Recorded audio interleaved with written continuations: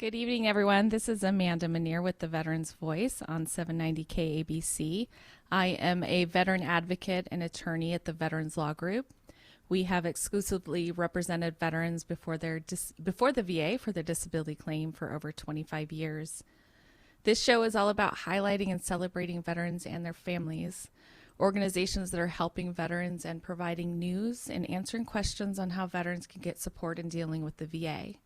This evening, we are actually live and taking your calls. So if you have questions related to veterans claims, would like to talk about anything related to veterans and their families, please reach out to us at 800-222-KABC. We'd be glad to take your call. A couple of weeks ago, I had a friend of ours named Karen, who is a spouse of a 30-year retired U.S. Army veteran. And we talked quite a bit about her experience with his claims and her experience with his service, that kind of thing. But what kept coming up was her father is also a Vietnam veteran. And I kept wanting to get to that, so we kind of set aside tonight's show to talk about Vietnam veterans and a lot of the things that they are still dealing with and carrying and struggling through to this day, partially to do with as messed up as the Vietnam War was, but also partly to do with it's an ongoing saga related to Agent Orange. One of the things that I often brings up in helping veterans that are going before the VA and arguing their claims is, yes, Vietnam veterans, but also what I consider the next Agent Orange saga is this Gulf War syndrome. So we are going to be talking about that in some upcoming episodes. So if you're somebody who served in the Gulf War, that's coming probably within the next couple weeks.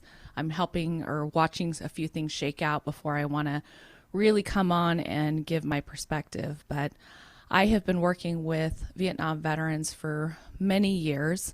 One of the things, my uncle is a Vietnam veteran. Karen, who I'm going to welcome here in a minute, her dad was a Vietnam veteran. My favorite teacher I ever had was a Vietnam veteran, and told some amazing stories that at 7th grade I didn't really understand what had happened.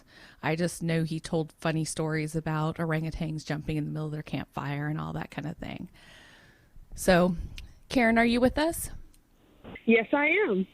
Thank you so much for joining me again. And I so enjoyed our conversation the last time that you were on. And this thing with the Vietnam veterans and the Agent Orange issues and the PTSD and stuff that happens with Vietnam veterans has been something that weighs heavily on my heart. And one of the things that weighs heavy is that during that period of time, we were still under the draft. So a lot of people who ended up serving in the military were drafted, not something they chose to do, not something that they signed up for, but ended up in a situation or many situations which ultimately affected their life long term. To kind of lay the groundwork a little bit, as much as you feel comfortable with sharing, you said your dad's a Vietnam veteran. How much do you know about his service? Because I know a lot of Vietnam veterans don't talk about their service. So I want to let you chime in a little bit about your experience with your dad and his service. He was in the Marine Corps for about 8 years, and he did, I believe, 4 tours, he said, over in Nam. But I don't know how long they were there, like if they were 6-month tours, years. I know he was drafted, but he wasn't. By the time he actually got his draft information, he knew his number was called, so he joined, so he could choose the service branch he wanted to. And by the time he actually got notified of being drafted, he was already through boot camp. So he already knew he was going to be drafted. But I know he went in with a bunch of buddies, and basically he's one of the few that came back, which has been difficult with him over the years, to get him to talk about. It's just in bits and pieces over the years that I've got to collect. Sure. And so it's been difficult, really hard for him to talk about things. Yeah, I grew up with a lot of people whose dads served in Vietnam, and it was kind of just an extra thing that they kind of knew about, but was never really talked about. Didn't really know what their service was like.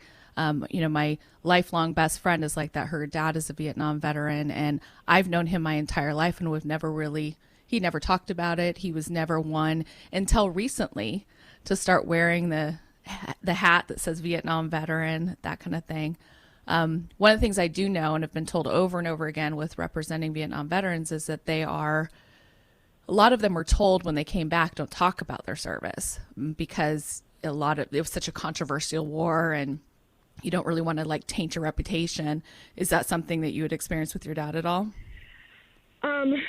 He didn't talk about it a lot because when he came back, when he did talk about it, with it being such a bad war, he was very mistreated. So he didn't talk a lot about it. But he's always been at the same time proud because he's always worn the veteran hat, or a Marine Corps ring and things like that. So he's been proud of his service, but it's also been very difficult and it's made him very, very hardened to the subject. Yeah, definitely. And if you were just joining us, we would love to welcome anybody out there's calls that want to call in and either talk about Vietnam veterans. We're going to get into talking about some of the Agent Orange exposure, some of the PTSD that we understand a little bit better now. You're listening to the Veteran's Voice, and I have Karen here, who is not only a spouse of a veteran, but also the daughter of a Vietnam veteran. The other interesting thing about it is that we refer to Vietnam veterans when we're talking about Agent Orange exposure, but there's a whole other slew of veterans that never really served, boots on the ground in Vietnam and still were exposed to those Agent Orange. So we will get back to that. But what I want to talk about first with Vietnam is let's first talk about like the PTSD. We understand now in our modern day and age, it's a common talked about subject, PTSD, post-traumatic stress disorder, or post-traumatic stress, if we don't want to consider it a disorder. In Vietnam, when they came back, not only were they told not necessarily to talk about it, but PTSD and some of those mental health issues of just the trial of war, and I would say probably the same for Korea and World War II and that kind of thing, was certainly not something that was talked about, or even a society in which we were open to say, hey, I might not be okay mentally. They kind of came back and said, okay, I'm going to go back to my family. I'm going to go back to doing the job. I'm going to find a job to do and go about my life. And I've seen some remnants of that. Karen, in helping with, you also help veterans through the process of the VA and kind of help with our calls and that kind of thing. So can you speak at all to that about working with people who were in Vietnam? Yeah, especially when it comes to the PTSD issues, they don't want to admit that how it affected their everyday life and relationships with friends that they were lifelong friends with prior to going in, because they were a different person when they came back home. And they don't always realize how negatively it affected their relationships until years and years later, once they're finally admitting, hey, I'm having problems. I've had problems. I didn't realize I've had them for this many years. It's affected my friendships, my marriages, my family relationships. Mm-hmm.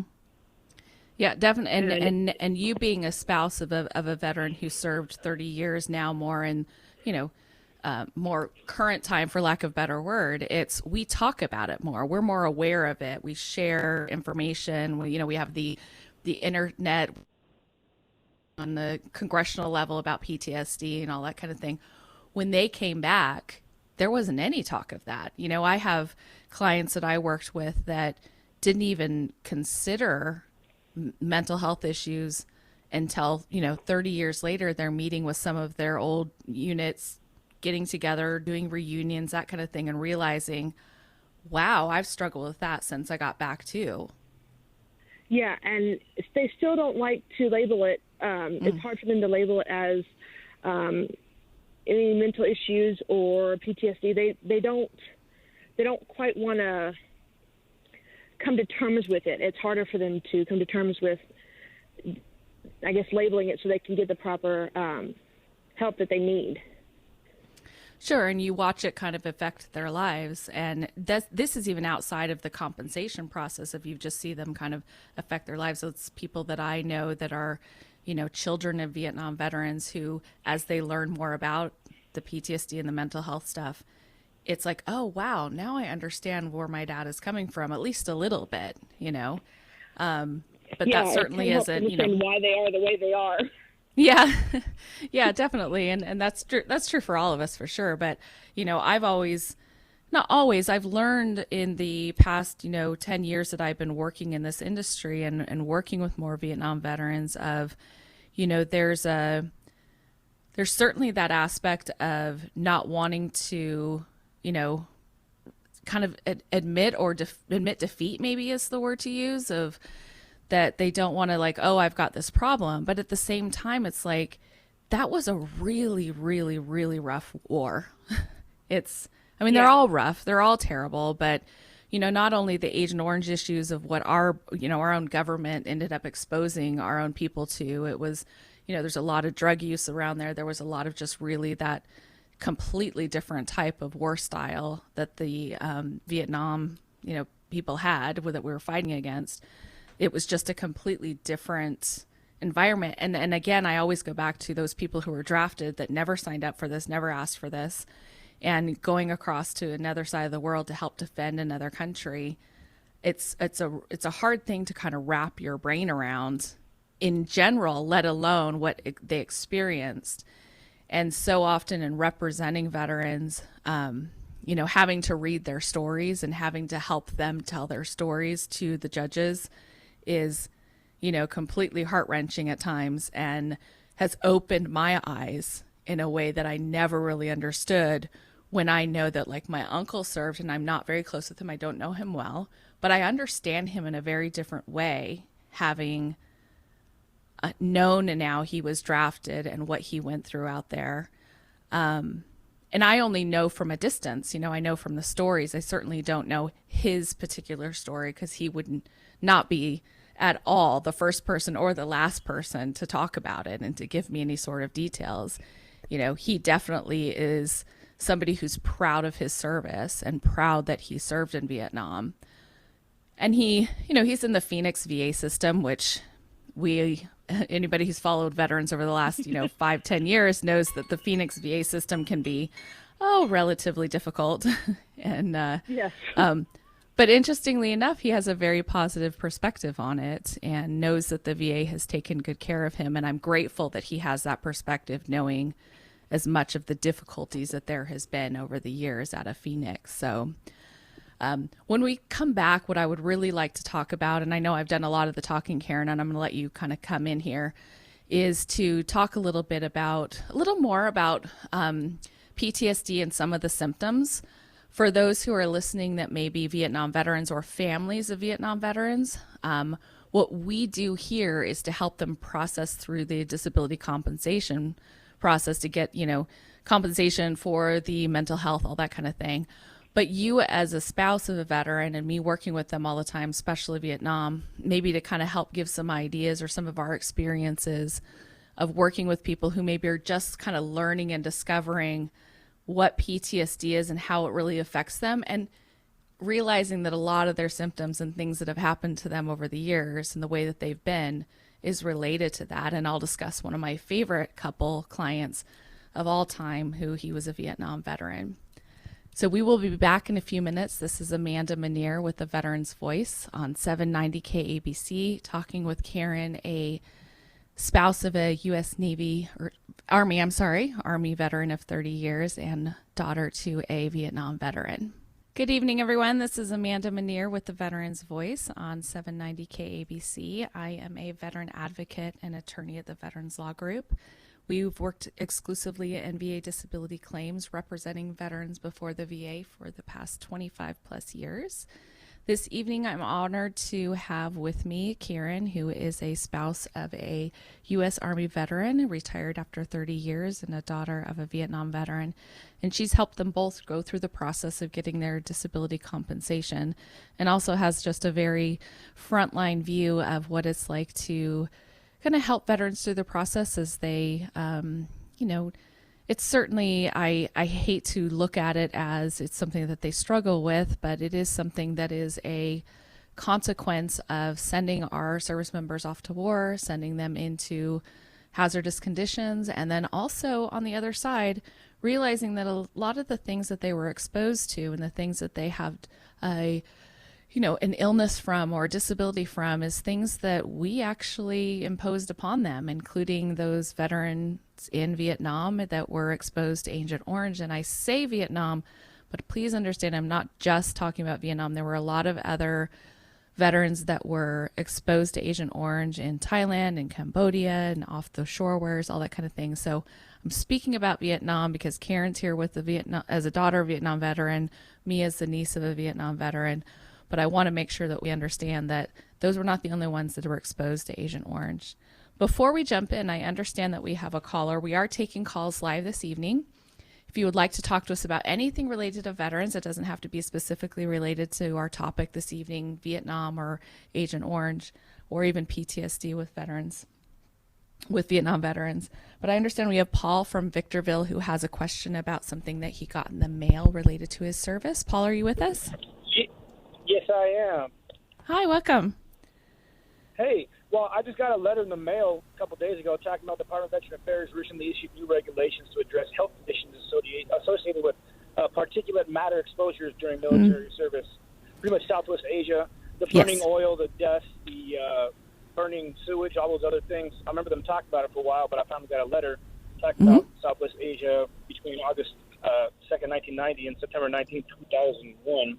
Yes. And it says we'll be developing it for 10 years within that time. But that's the time I was in Iraq, 2008, 2009. But we're breathing that stuff in every day. I was just wondering if you could speak to any of that, about what you know about the new form there for the new disability.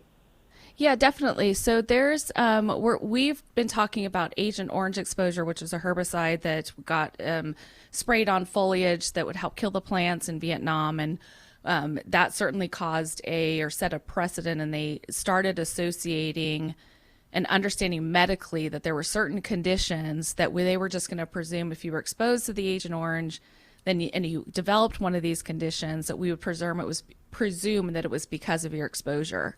So I've been talking for years about the Gulf War illnesses are going to be like the second Agent Orange or the next Agent Orange.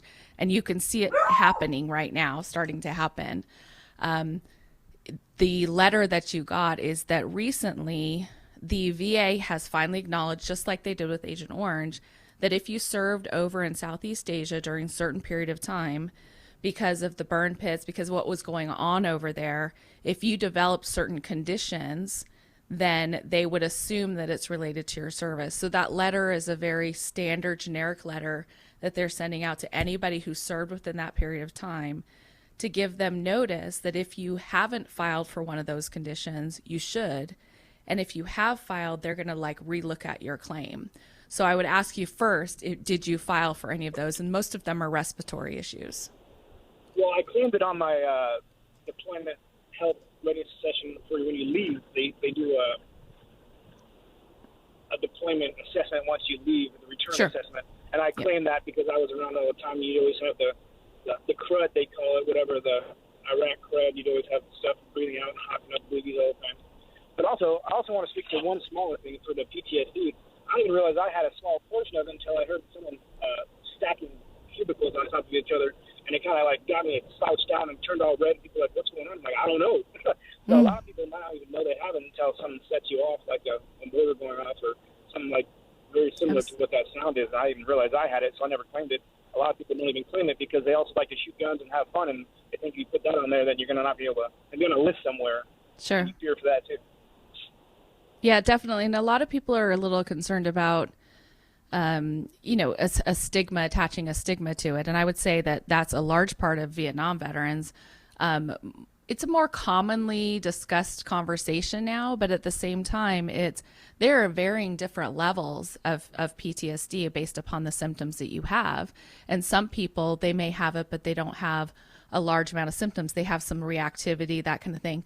You also have ones that are suffering enough that they don't even want to leave their house. Or you have ones that are, some of the symptoms are that you have unprovoked anger where, what would normally be something that would slightly piss somebody off in traffic ends up, being an outlet for the anger that you're holding inside. And that's kind of how it's looked at. A lot of Vietnam veterans, they didn't even know that it existed until years later. They're talking to battle buddies and they're finding out, oh, wow, I'm getting treatment for PTSD. And I didn't know that those were some of the symptoms. So it's certainly one of those things that if you start seeing it affect your life, it's twofold. One, it's much more well understood now. And there's so many different types of treatments for it. But in addition to that, that's part of what the VA is responsible for, not only helping you be compensated for it, but also get treatment for it. And yeah, I know that there's, I have a handful of clients that work in law enforcement and work overseas where they need to carry a gun. And so they're a little afraid of pursuing that. But that's something that we generally just kind of walk you through the process and decide, is this something you want to pursue, or is it really going to affect your long-term career? But at the end of the day, I want veterans to be able to get the help that they need, and then also long-term the compensation that they're entitled to. True. So if you've already filed, if you had already identified those, there's two different. One, if you identified them when you came back, that's not necessarily filing a claim with the VA. That's just, Correct. It's in your service treatment records. So I would definitely recommend filing for those. Especially, it'll be so much easier now with the presumptive, where it wasn't before. And then for disability. But, go ahead. I filed for disability, but it's kind of disheartening when you file, and, they only give you a smaller percent of what you have when you have the paperwork saying, oh yeah, you messed up your ankle, you fell and hurt yourself, but they don't want to pay you for it. And then they always say like you have to get a lawyer or appeal it, and it's kind of a process. A lot of people who are working don't have a lot of time to go to the VA all the time, or go and fight all the time. Well, and that's one of the ways in which working, like one of the when people ask me, like, what's your pieces of advice to give to veterans who are dealing with a claim similar to yours, is my very first thing is don't do it alone. And that doesn't necessarily mean hiring an attorney. Maybe your case, like if you got one of those presumptives, you can probably go into a veteran service organization like DAV, VFW, county, local county. If you're here in California, they can help you file those claims. If it ends up being on appeal or something you need to appeal, that's where we get involved, because we get involved in some of the harder cases where they either deny you or they underrate you. So I would definitely recommend, pursuing that. If you want to contact our office, I'm more than happy to have somebody in on my office look at your case. The best way to do that is veteranslaw.com. And you can fill out a free consultation request and just say, okay, this is what I filed for before. This is what I got. Like, what would you recommend? Where do I go? We're happy to do that as well. But the fact that you have the acknowledgement from the VA that you served during that time, my prediction is it's not just going to be these initial things that they released. It's going to be over time. I mean, we just had 3 new illnesses that got within the last year that they have recognized as associated with Agent Orange. So I see that maybe 20 years from now still happening with the Gulf War illness. So you got to kind of pay attention. Makes sense.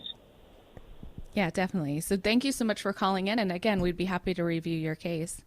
We're going to come back here in a few minutes with, we're going to go on a hard break here, and we're going to come back with a few minutes with Karen, and we're going to revisit Agent Orange and Vietnam veterans, or take your calls, whichever comes up first. So you're here with Amanda Manier with the Veterans Voice on KABC 790 in Los Angeles. Good evening. This is Amanda Manier with the Veterans Voice on 790 KABC in Los Angeles. I am a veteran advocate and attorney with the Veterans Law Group, and this show is my honor to host and to spend some time answering your questions as veterans or families of veterans about in the entire VA disability process. We also spend some time highlighting and celebrating veterans and their families, organizations that are helping veterans, and then just some of the local news or the, national news related to veterans. Tonight, this evening, we are taking your calls live. If you've got questions related to anything related to what we just talked about, but especially veterans claims or some weird letter you got in the VA, as we did in the last segment, please feel free to call us at 800-222-KABC. during the show here tonight. Also, you can visit our website at veteranslaw.com if you have a specific question and maybe don't want to go on the air about talking about your claim. This evening, we are joined by Karen. She is a friend, a spouse of a U.S. Army veteran of retired after 30 years, and also the daughter of a Vietnam veteran. Welcome back, Karen. Thanks for having me. Absolutely. So let's dig in a little bit with maybe talk about, if you're comfortable with talking a little bit about your dad's process. You said that you had helped him through his claims process. Can you talk a little bit about like what kind of things you were filed for? Is he an Agent Orange exposed veteran, PTSD? What kind of things have you worked with him? We're still working through most of it. It's not officially finalized. We're working with PTSD major. He won't admit to anything when it comes to Agent Orange, and his records, because of what he did, aren't fully accessible. Yep.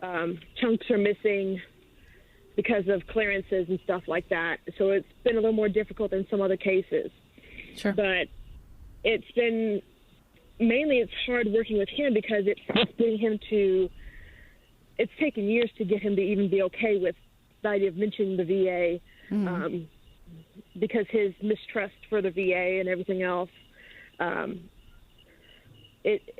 That's just been the biggest biggest hurdle is just getting him to be okay with, and he's basically trying to be as much hands off. He doesn't want to deal with it. Right. It's basically me doing it for him, because I know he deserves the benefits. But it's him admitting to things and just trying to get it processed and get the bits of stories and things like that and get it all collected. But the biggest problem we've had is mainly records, trying to get records to line up. And are those service treatment records? Service records at all. Okay. Yeah. A lot of them, because of what his clearance was and things that he won't talk about. Right. Just giving him, because his original records from when he got out, his copy got destroyed years ago in a hurricane. So when it came through. So we're having to go off what the government has, and it's been difficult getting them. Right. So for those of you who are listening, I just want to kind of remind you, if you're new listening, that what happens with getting veterans help with the VA is, and we're talking about disability compensation, which means that they're paid a monthly payment based upon what disabilities that were incurred or aggravated while the time they're in service. So generally the formula is that you have to have some sort of injury while you're in service or an aggravation of a pre-existing injury. You have to have something that you're dealing with right now, which they call disability, but whatever diagnosis you have right now. And then that current diagnosis has to be related to your service. So one of the unique things with the Agent Orange exposure is you don't have to prove that if you develop diabetes type 2 as a 65-year-old man, you don't have to have a medical evidence that says, well, that's because of Agent Orange exposure. They look at it, the VA will say, okay, if you were exposed to Agent Orange and you later develop these list of things that they call presumptives, we will automatically just assume that it's part of your service. Now, that doesn't mean that if you didn't have A plus B and C equal D, that it's still not worth pursuing. But that's the easy cases and probably the ones that you and I don't see very often. The ones that are hard are the things like lost records, just like you were talking about. Back then it was a lot different than now, where everything is like e-medical records and everything's stored electronically and you get a copy of it. I had a client who was a Vietnam and Korea veteran, and he was serving on the DMZ in Korea, and he got flown to Japan and he shipped all of his stuff home because he was going home, and then he got orders to go to Vietnam. So all of his stuff went home and he lost all of his records. So it's like, what do you do then when you don't have records to show what you were treated for in service? And that's the point where I'm like, don't give up, because lack of records doesn't mean that those records never existed. And then your personal testimony becomes that much more important. So a lot of people will give up in that. And I'm so glad that your dad has the advocacy of you to help him with that. Yeah, because I've been nagging and griping at him since I was probably in high school. So a good 20, 30 years of trying to get him to just go for benefits and get the treatment, because he was wounded. He has a Purple Heart, but it's hard, like I said, with the missing records, and the records that he has basically states he never went overseas, but yet we have pictures and awards that we still actually have copies of, thank goodness, that prove that he was overseas, that counteract the records that says he wasn't. So we've had some really try to piece it together. Yeah, and we've had some really interesting puzzles to put together in that of, somebody I was just talking to recently who's a wife of a Vietnam veteran, and they were talking about a particular injury that he had when he was overseas, and there was no records of it. He actually hit his head and ended up being in medical, and they couldn't find any of those records. There was nothing on the deck logs, anything like that. But they have all of their love letters from to and from each other from way back when. And he had written her a letter about what had happened to him. And so we're utilizing that as evidence that it happened, because that's part of the VA process. Is if there isn't medical records to support it, that doesn't mean that other, what we call in the legal industry, lay evidence doesn't support that that's happened. So we've had a few of those kind of, fun times of going through people's love letters. So that was, it's a whole different world back then than now. Oh, yeah, and it's going through the old pictures that prove and that match the stories. And it's also like, how else would he have known certain information without us being there, kind of thing. So it's just definitely piecing it together over the years. Sure. And kind of whittling him down to making him see that it's okay to get help from the VA. It's okay nowadays. It's not, nothing wrong with it. Yeah, nothing and to be it's ashamed of. It's nothing to be. It's exactly what the VA was set up to do. And it's what we all pay our tax dollars in. And what I've talked about many times on this show is that this is about the contract that when you join the military or were drafted in the military and signed this contract, it was part of us as civilians and us as a country that said, you're going to go represent and fight for our country. And whatever happens to you during that process, we'll take care of you. And so it certainly isn't a handout. It's not a admitting defeat or frustration. And as I've said before on the show, it's not, I hear a lot, well, I don't need it, somebody else needs it more. If you get the benefit, it doesn't take away from somebody else's. It is your benefit, and it is something that the American people, you're paid like crap while you're there. You know that as a spouse of a veteran. You're paid ridiculoly cheap while you're in the service. And so at the end of the day, it's like, well, we certainly can help support you, not only with the health care to get treatment for whatever has happened to you, but also that you should be compensated for that, especially if it's affecting your ability to work full time. Yeah, and a lot of it, I know with him for years, he wouldn't talk about it because he only wanted to talk to somebody that had been through it. And so since nobody talked about their experiences, there was nobody to talk to about. Yep. Yeah. And and I think that over time, more and more that vet centers are opening up more to, and VFW organizations and things that are kind of some of the veterans organizations that if they would reach out to be even just the camaraderie that they'll probably find within that process, people who they can talk to about it. And it's one of the things I think that a lot of times makes veterans withdraw from their family and friends that they had before they experienced the trauma that they did.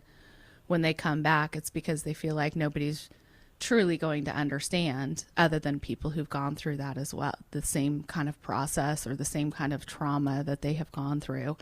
And it certainly isn't a deficiency or a weakness. It is a result of trauma.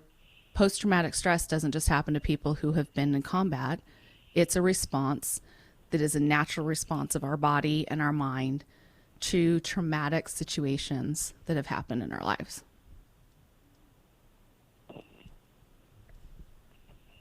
Very much. And it's getting them to understand that, because that's, now that it's talked about more, it's more acceptable, but they're still very reserved, I've noticed, about it.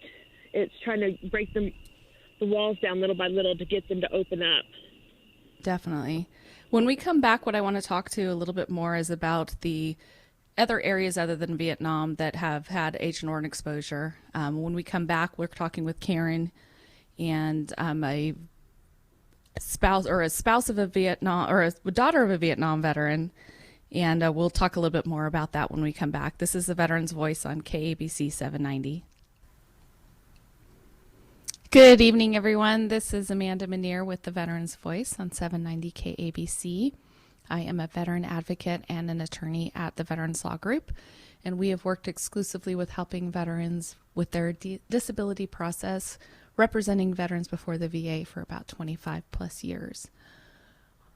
Our idea on this show is to help just not only answer questions about the VA disability process, but also to help kind of highlight organizations that are helping with veterans and just help to be a voice in the public, not only for you, but to you as well. This evening, our subject of conversation has been primarily Vietnam veterans and Agent Orange, and that may sound like an old subject, but I'm about to update you on some few things that have been going on that brings this to light or brings this to kind of the forefront of what's going on in our world right now. But I do want to let you know that we are live this evening, and we are happy to take questions. It doesn't have to be about this subject, but if you're just a veteran, you've got a question that you want to present to us, feel free to call us at 800-222-5222. That's 800-222-KABC. We can definitely take questions off topic. But if you don't feel comfortable with talking about your VA claim publicly on the air, you can also reach us at veteranslaw.com. That's veterans with an S. We'd be happy to set you up with a consultation. We're also joined this evening by Karen, who is a daughter of a Vietnam veteran and a spouse of a U.S. Army veteran of 30 years. We've just been talking a little bit about the complexities related to helping her dad, and I have an uncle who's a Vietnam veteran, of walking through the process maybe of mental health. But there's also the issues with Agent Orange, and I want to start to address why I'm bringing that up now. One is that there has been some buzz about some Gulf War illnesses, which I think is the second Agent Orange. But in addition to that, all these years later, we are still dealing with the VA finally recognizing certain illnesses that were due to exposure of Agent Orange. Karen, I haven't asked you directly, but I don't know if your father is dealing with anything related to Agent Orange. No, he's not, but he's had several close friends that passed away because of issues with Agent Orange. And it's one of those things that we refer to it as Agent Orange illnesses, but really there's a multitude of diagnoses that are due to or the cause of Agent Orange exposure. Yeah, there's one of his friends had issues with basically his the joint muscles. Ligaments were basically deteriorating, turning to mush because he was exposed to so much of the chemical. And there was really nothing they could do to him where it got to where he couldn't stand and walk. He was just able just to lay there until he couldn't live anymore. Well, and so for those of you who are a little unfamiliar, one of the main things that happened is that while our military was serving in Vietnam, they were using this chemical to help destroy the foliage so that they could see and walk through and all that kind of thing. And they also burned it at times. So the military who was on the ground there was physically exposed to it, but also when it was burned, they were exposed to it. Now, there has been a long-going battle of what they call boots on the ground of Vietnam, brown water veterans, and then now blue water veterans. And so the difference is it used to be prior to a couple of years ago, if you got any of these illnesses that they had recognized as being due to exposure to Agent Orange, you had to show that you were boots on the ground, you actually had physical contact with the ground in Vietnam, or what they call brown water, which means that your ship, if you were on the Navy or you were actually in what was kind of the riverbeds of Vietnam.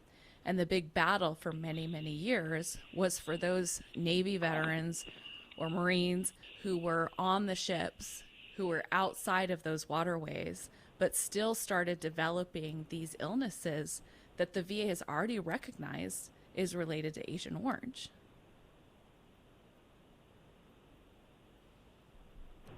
Yeah, because it was difficult for them because they didn't believe that because they weren't there on the ground, it was hard for them to prove that they were still exposed to the air, to the burning, and other accesses to it.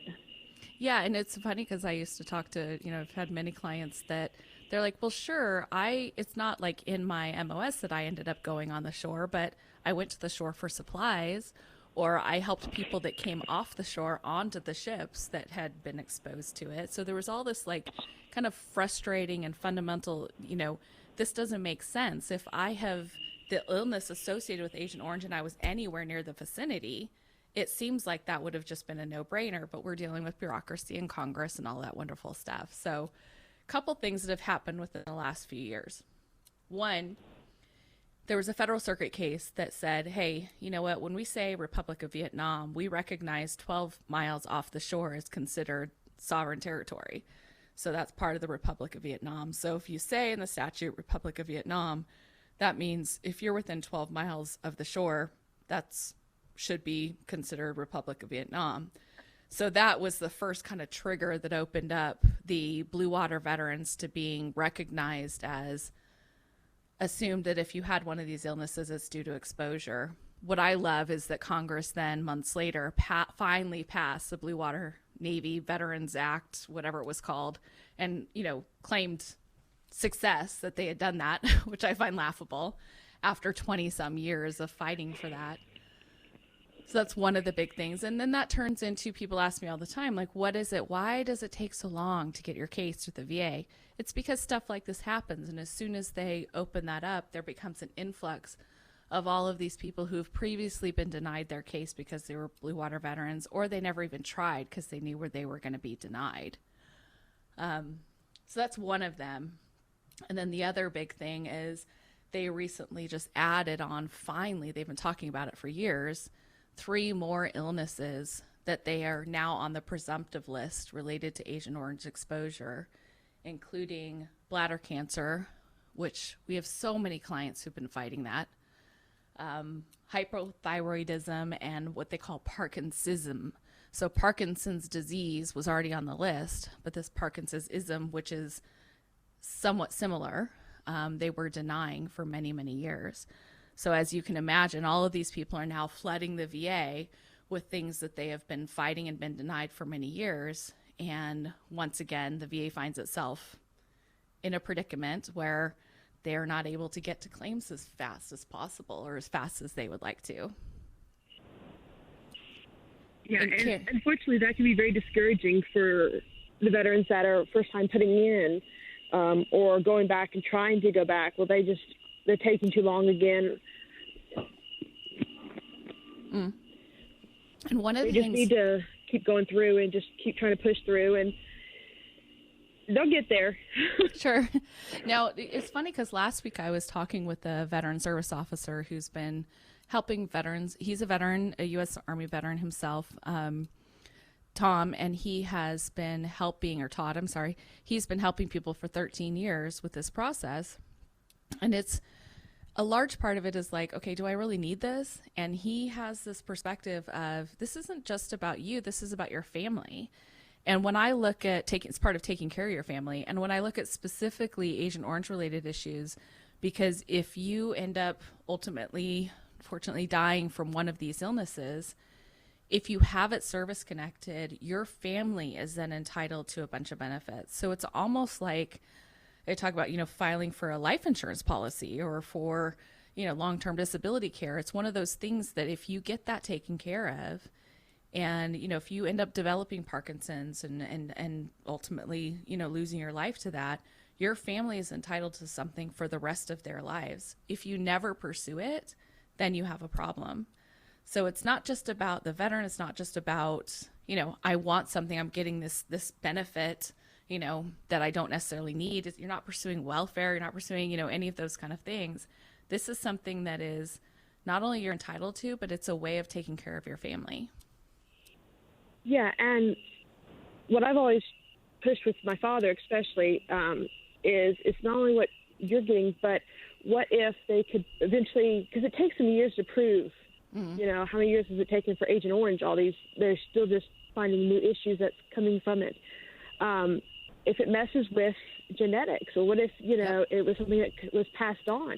If you never applied to start with and got it service connected, then your family could be missing major benefits if something was genetically passed on, or if your family was stationed in some of those areas with you, they could have been exposed also.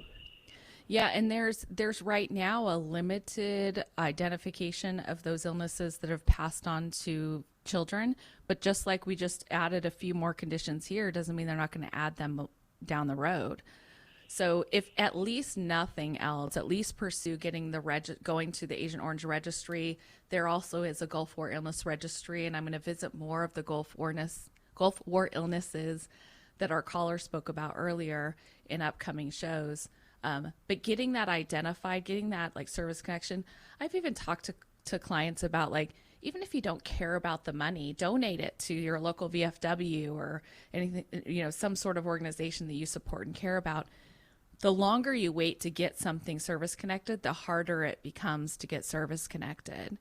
And so I just want to encourage a number of, in our last minute or so here, is to not only identify that and acknowledge that Vietnam veterans served in a very difficult period of time. But it's not just them. There are also those in Korea, in Thailand, and others that were exposed to Agent Orange specifically. We tend to default to Vietnam veterans, but those are people, like, I want you to understand that I've represented veterans in Thailand, helping them get Agent Orange connection. But it's something that is, you don't know how long it's going to affect your life, or if it's going to affect your life in the long run. So feel free to reach out to our organization, your local VSO. If you want to reach out to us for a free consultation, we're at veteranslaw.com. I am proud and honored to represent veterans, to employ veterans every single day.